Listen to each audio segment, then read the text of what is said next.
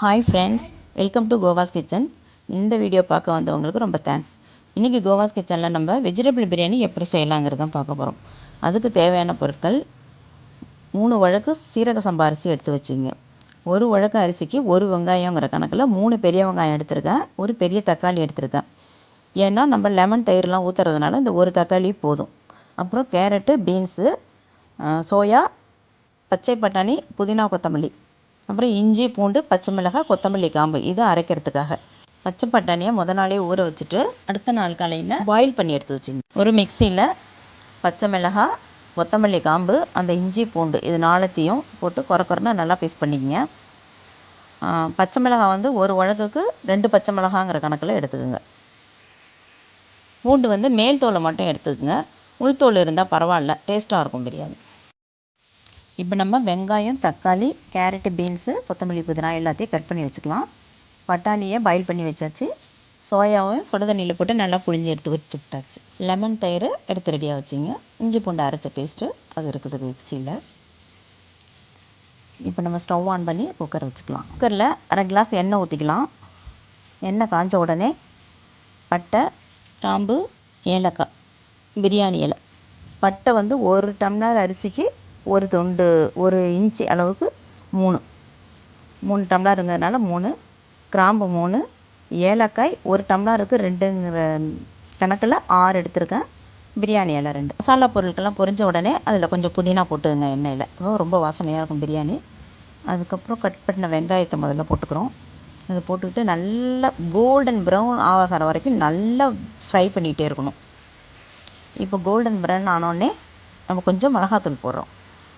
அது இந்த சமயத்தில் போட்டிங்கன்னா அது கொஞ்சம் கலர் கிடைக்கும் பிரியாணிக்கு. அதனால் நம்ம அந்த வெங்காயம் வதக்கல எண்ணெயில் அதிலே போட்டுருங்க. அதுக்கப்புறம் பச்சை மிளகாய், அந்த கொத்தமல்லி காம்பு, அப்புறம் இஞ்சி பூண்டு அரைச்சோம் இல்லையா, அந்த பேஸ்ட்டு அதில் போட்டுக்குங்க. போட்டுட்டு அதையும் நல்லா ஒரு கிண்டிக்கிங்க. நெக்ஸ்ட்டு புதினா, கொத்தமல்லி இது 2யும் ஃபஸ்ட் போட்டுங்க. அதுக்கப்புறம் அதையும் நல்லா ஒரு கிண்டிட்டு அப்புறம் இப்போ நம்ம நறுக்கி வச்ச காய்கறி எல்லாம் 1 பை 1 போட்டுடலாம். கேரட்டு, பீன்ஸு ஃபஸ்ட்டு போட்டுட்டு அதையும் ஒரு கிண்டிட்டு நெக்ஸ்ட்டு நம்ம சோயா பாயில் பண்ணி வச்சுருந்தோம் இல்லையா, அதையும் அதில் போட்டுட்டு அதையும் நல்லா மிக்ஸ் பண்ணி நல்லா கிண்டிக்கணும். லாஸ்ட்டாக தக்காளி கட் பண்ணி வச்சுருந்ததில் போட்டு அதையும் நல்லா கிண்டிக்கணும். பிரியாணிக்கு தேவையான அளவு உப்பு சேர்த்துக்கலாம். இப்போ நம்ம பிரியாணியோட சீக்ரெட் மசாலா, இந்த மசாலாவை தான் நம்ம இப்போ போட போகிறோம். இந்த பிரியாணி மசாலா எப்படி செய்யணுங்கிறதுக்கான வீடியோ என்னோடய யூடியூப் சேனலில் ஆல்ரெடி நான் போட்டிருக்கிறேன். டிஸ்கிரிப்ஷன் பாக்ஸில் லிங்க் இருக்குது, போய் பாருங்கள். 1 வழக்குக்கு 1 ஸ்பூனுங்கிற கணக்கில் 3 ஸ்பூன் போட்டுங்க.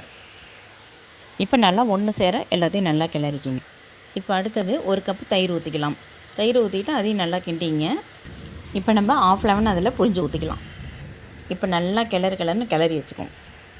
இப்போ குக்கரை மூடி போட்டுட்டு ஒரு 2 மினிட்ஸ் அளவுக்கு அது கொஞ்சம் வேகட்டும். மசாலாவோட அந்த பச்சை ஸ்மெல் நேரம் போயிருக்கும். இப்போ நம்ம லிட்டை திறந்து நல்லா கிளறிக்கிங்க. இப்போ அதில் நம்ம வேக வச்ச பட்டாணி அதில் போட்டுக்கலாம். இப்போ நம்ம ஊற வச்ச சீரக சம்பா அரிசி எடுத்து குக்கரில் போட்டு நல்லா கிளறிட்டு அந்த அரிசி ஊற வச்ச தண்ணி இருக்குது இல்லையா, சீரக சம்பா அரிசி ஊற வச்ச தண்ணி, அந்த தண்ணியவே எடுத்து அந்த பிரியாணியில் ஊற்றுங்க. அப்போ தான் பிரியாணி உங்களுக்கு வாசமாக இருக்கும். 1 டம்ளருக்கு 1 டம்ளர் அரிசினா 2 டம்ளர் தண்ணி, அந்த மாதிரி கணக்கில் ஊற்றுங்க. இந்த சமயத்தில் உப்பு, உரப்பு எல்லாம் சரியாக இருக்கான்னு ஒரு தடவை செக் பண்ணி பார்த்துங்க. கடைசியாக லிட்டு போட்டு மூடுறதுக்கு முன்னாடி கொஞ்சோண்டு கொத்தமல்லி தழையும் புதினாவும் அதுக்கு மேலே தூவி விட்டுட்டு நம்ம குக்கரை மூடி வச்சிடலாம். பிரியாணி உதிரியாக வர்றதுக்கு உங்களுக்கு ஒரு டிப்ஸ் தரேன்.